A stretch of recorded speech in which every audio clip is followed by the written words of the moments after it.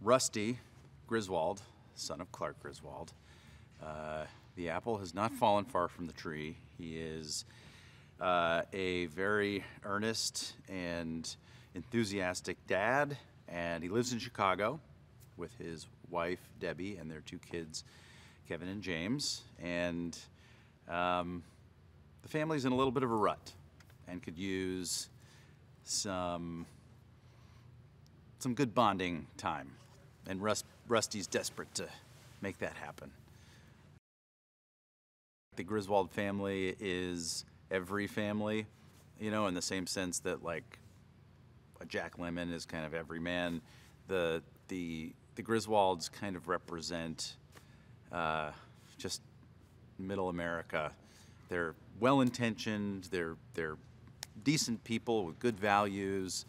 They generally want to do right, and they want to have a happy life and be a happy family, but the world makes that really hard sometimes. And I think what sets Rusty apart a little bit is just how hard he's willing to fight to make it right and to make sure the family does have fun and that they love each other.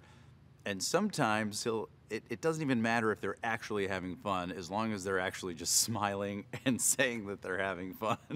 That's almost enough for Rusty sometimes. At its heart, the original Vacation and all subsequent vacations have been about a family's best effort to have a good time and to be a loving family. That's very much what this movie is too. All the details are different. All the jokes are different.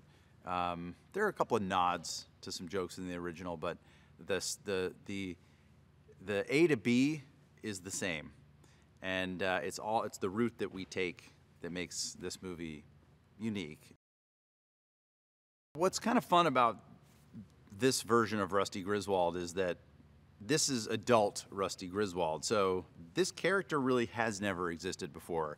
All of the original Vacation movies, Rusty was roughly a teenager, and so there needed to be some consistency there. I looked at this character as a fully formed human being that's past his teenage years, and I really didn't feel any need or pressure to deliver on similarities to those earlier iterations of Rusty. I think realistically, adults are different than our teenage versions of ourselves, and so I felt excited because I had kind of a clean slate going in. Of course, he's a Griswold, so you have to kind of pull from Griswold DNA, but he's his own person. I think audiences identify with a family that's striving for happiness and striving for love and connectivity with each other, because it's just so damn hard. Families are a mess, you know. Families are, there's no such thing as a functional family. They're all crazy. So when we see one on a movie screen, we want them to do it. We want them to get it right. And the Griswolds want to get it right. They just can't. When you see the Griswolds fail time and time again, you get a nice little feeling of superiority. At least I'm not that bad. At least my family's not that crazy. But it's also why you root for them. And I think ultimately in the end, when there is cohesiveness in the family, it feels good. It feels gratifying. Christina is just one of the most lovable human beings I have ever stumbled across. And she's the perfect Debbie, because she's clearly a huge win for Rusty to have scored such an incredible woman. And I think it kind of helps Rusty seem a little cooler. And then, of course, she's an incredible actress. So she's just bringing so much life to the dynamic between Rusty and Debbie. They are just magic, these kids. They're played by Steele Stebbins, is the younger one, and the older one is Skylar Gisando. And not only are they just the sweetest, smartest, poised, great kids, they're also incredibly good actors and good improvisers, and they think about comedy and they think about how a scene works so far beyond their years. And it's been so fun to work with Christina as my wife and Skylar and Steele as our kids, because they're such good people. It feels very quickly we kind of had this bond. Beverly D'Angelo and Chevy Chase are royalty as far as we're concerned. So to have them on board this movie, it just was like, da-da, the king and the queen walking onto the set. And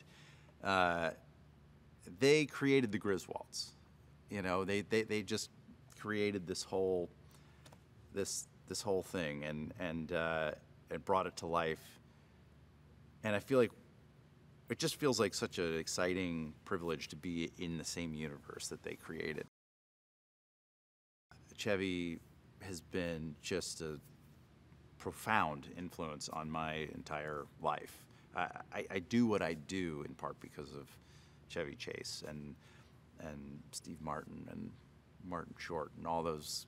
I just named the three amigos, I just realized. But those guys, among others, are the reasons I do what I do. So to meet Chevy and get to work with him, it was a huge thrill. This script was undeniable. It was so damn funny. And John and Jonathan just wrote this thing in the perfect tone. It felt contemporary, it felt totally fresh and original, but also very much in keeping with the original, the values, both comedic and kind of heartwarming values of the original movie. And when you get a script like that, whether you're a studio executive or an actor like me or a crew member, like, you jump on it, that this is something you want to do.